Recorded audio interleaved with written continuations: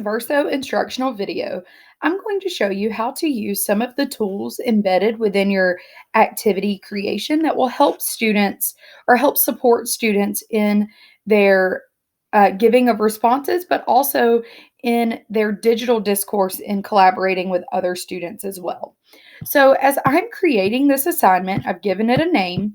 I've also linked this article because in this assignment, I'm asking students to practice concessions and refutations in building an argument. So I want them to concede to the other side of the argument. So, what are some valid points that the other side might bring up?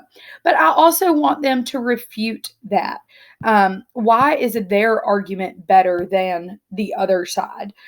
So, here I have linked for them an article and I've given them their instructions to read the article, answer this main question, and then once they've answered the question, they have to respond to at least 3 different classmates' responses, challenging their claim using concessions and refutations. And this is just building up to a bigger assignment that they're going to do later, which is writing an argument. And so I've given them their steps here.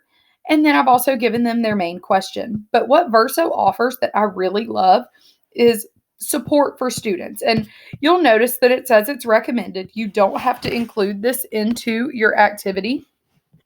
However, I do think it helps students feel a little bit more confident in giving responses. And it also helps avoid those "I agree with you" responses without giving it any support or reasons for their either agreeing or disagreeing. So this says success criteria and conversation starters. And so what I've done here is included sentence stems for using concessions and refutations in an argument. And this can be a way to vary their responses, but also these sentence starters can help them think about their argument in a completely different way. And so I make it clear to my students that they can use these or they can use something else, but these are just some ways to get started for them. And so this just helps support them in their main response, but also when they start responding to their classmates and having some digital discourse.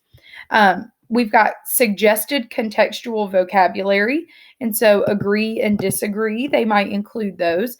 And then some suggested academic vocabulary. And so these are just words that we've used in class that I'm recommending that they use, like refute or concede or argue.